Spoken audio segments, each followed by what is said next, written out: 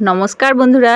আর আজকে দেখো কি বলো তো, এই যে বৃষ্টি হয়েছে আজকে, কিন্তু আমি ব্লগটা শুরু করেছি পুরো দুপুর থেকে 12টা বাজে। দেখো আমাদের হাঁসগুলি কিন্তু বাড়ি চলে এসেছে খিদের জ্বালায়, যে পুকুরে কিছু পাচ্ছে না। এখন তো পুকুরে সব বিষাক্ত জিনিস দিয়ে শামুক কোনো কিছু মানে রাখছে না, ওই জন্য আর কি খেতেও পায়নি, তাই ঘর চলে এসেছে খেতে। আর এই দেখো এখন তো আমাদের হচ্ছে যে চাষের জিনিস বলতে তিল হয়েছে, তিল কাটা হয়েছে, তো তিল কাটা হয়েছে সেগুলোই আর কি রোদে দিয়ে আদায় করা হচ্ছে। তো এই দুপুরবেলাটা দেখে মনে হচ্ছে যেন সকালবেলা। কি বলো তো, মেঘ ধরেছিল, মেঘ ডাকছিল, সবে তিলগুলো দেওয়া সারা হয়েছে আর মেঘ ডাকতে শুরু করেছি। সেই আবার রান্না টান্না ফেলে রেখে সব তিলগুলো গুঁড়ি রাখা হলো। আর এদিকে আমি তারপরে দেখো ওগুলো সব গুছিয়ে এসে রেখেছি, অরিয়নের বাপি বাগাচ্ছে আর আমি এদিকে রান্নাটা সেরে নিয়েছি। তো ভেন্ডি দিয়ে পেঁয়াজ দিয়ে ভাজা করেছি, ঝিঙে ভাতে করেছি, আর পটল দিয়ে ডিমের ঝোল করেছি, ব্যাস এইটুকুই। আর এই যে ভাত। তো চলো এদিকে অরিয়নকে খেতে দিতে হবে। তো আর এদিকে দুধটাও বসিয়ে দিয়েছি দেখো, এই যে। আর এই যে দেখো অরিয়নের খাওয়া হয়ে গেছে। তো আমরা খেতে বসেছি আর ও দেখো একটা আম নিয়ে এসছে, ছোট্ট পাড়া একটা আম ছিল, হচ্ছে কালকে বিকালে ওর মায়ের বাড়ি গিয়েছিলো, আমাদের বাড়ি গেছিলো। তো ও ওদের আর কি 12 মাসের একটা আম গাছ আছে, সেটাতে ধরেছিল, তো সেটার থেকে দুটো নিয়ে এসছে। একেবারে ছোট্ট কুশি আম যাকে বলে, কিন্তু ওটা কিন্তু পেকে গেছে। ওরা ওগুলো তো অসময় যেমন বড় সময়ে, তেমনি সময়ের আম যে যতটা বাড়ে অসময়ের আম অতটা বড় হয়নি। তো সেটাই কাটছে, হাত তো কাটা যাবে বলছি তাও শোনেনি। আর এদিকে দেখো আমরা খেতে বসে পড়েছি, কি রান্না করেছি তো সেটা তোমাদের দেখিয়েই দিয়েছি। আর দেখো সবাই মিলে খেতে বসে পড়েছি। কিন্তু এই দুপুরবেলাটা কিভাবে যে কাটে, ভিডিও করতে সময় পাইনি এই কারণে, কি বলো তো, ওই যে তিল একটু সকাল হলে বেশ ঝাঁ চকচকে রোদটা উঠলে ছোটাছুটি করে ঘরের সবাই মিলে যে তিল মেলা। তো তিল মেলার পর আবার যেই একটু মেঘ ধরলো আর মেঘ ডাকতে শুরু করে দিল, তাড়াহুড়ো করে যে তিল গোটানো সব কিছু কাজ ছেড়ে, মানে বাড়িতে যে কাজই করি না কেন সেটা হাত থেকে ছেড়ে রেখে ওগুলো আগে কুড়োতে যাওয়া।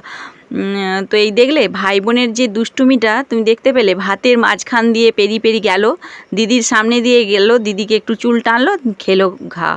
তারপরে দেখো বিকেলবেলা, এই বিকেলবেলা এবারে বারটা একটুখানি ঝাড় দিয়ে নিচ্ছি। আর বর্ষাকালে আমাদের উঠোনটা যে কি অবস্থা, মানে যে মাঠে ধান লাগানো হয় তার মতনই অবস্থা হয়ে থাকে, তার চেয়েও খারাপ অবস্থা। ধান জমিতে যে কাদা থাকে তার থেকেও বেশি খারাপ অবস্থা। তো দেখো এদিকে ঝাড় দিয়ে নিচ্ছি। আর এখন তো উঠানের লাতা দিলেও সেই বিকালে জল হচ্ছে, পরপর এই কয়দিন বেশ বৃষ্টি হচ্ছে আর কি। তো কিছু করার নেই। তো দেখো খুব টান ছিল, খুব জোরে বৃষ্টি হয়নি, তো বৃষ্টি হয়েছিল। আজকে দেখো মেঘ ধরেছে, মেঘ ডাকলো, খুব মেঘ এলো, তাড়াহুড়ো করে সব কাজ সারা হলো, কিন্তু বৃষ্টি হয়নি। টিপ টিপ করে 1-2 ফোঁটা পড়ছিল। দেখো অরিয়নের নাচটা না দেখলে হয়তো তোমরা মিসই করবে। ওর দাদু ওই ঘরে আছে, বলছে দাদু আমি নাচতে পারি, বলছে আমাকে একটু নেচে দেখা। তো ওই ঘরে ওর দাদু বসে আছে আর সেটাই নেচে নেচে দেখাচ্ছে। দেখো কি আনন্দ ছোটোবেলাটার। এই দিনগুলো দেখলে কিন্তু নিজেদেরও ছোটোবেলাটা মনে পড়ে যায়, যে কি আনন্দে খুশিতে ঘুরে বেড়াতাম, নাচতাম, খেলতাম। তো এই দেখো আর একটা দুষ্টুমি, দিদি পা মিলে বসেছিল, তো পায়ের ওপর বসে, শুধু বসে নাই, সে পাগুলোকে নিয়ে ওই চাপটা কি রাখতে পারে বলো, তো সে মার খাবার জন্যে, চাটি খাবার জন্যে এখানে বসে বসে দুষ্টুমি করছে। এই দুষ্টুমিগুলো ছোট ভাই বোন থাকলে হয়েই থাকে, তো এরা তো একটুখানি বড় তবুও। আর এই যে দেখো অরিয়নের বাপি যে তিলগুলো চাল ছিল, আর তার মধ্যে এখন পাঁচু উঠতে হবে কুলো দিয়ে, তো সেই কাজটা আমার, সেটা পরে করব।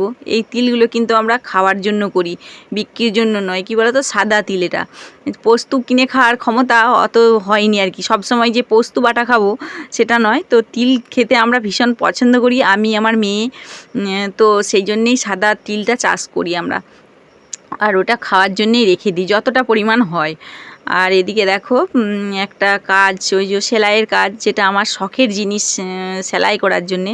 তো টুকটাক কাজ আছে, সেগুলো আমি বাড়িতেই সেরে নিই। একজন দিয়ে গেছে এই জামাটা কি মিষ্টি দেখো, সাদা জিনিস যারা পছন্দ করে তাদের ক্ষেত্রে কিন্তু বেশ ভালো।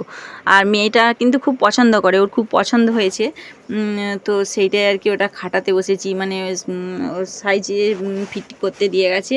নিজে মেয়েটা ছিল খুব মানে খুবই ছোটো সাইজে, তো তারই ইয়ে করছি।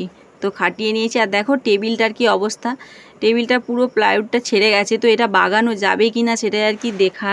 আর এদিকে দেখো যেহেতু মেঘলা ওয়েদার, গরম সেরকম ছিল নি, তো ছেলে মেয়েদের তো কিছু খাবো খাবো ধান্দা থেকেই থাকে।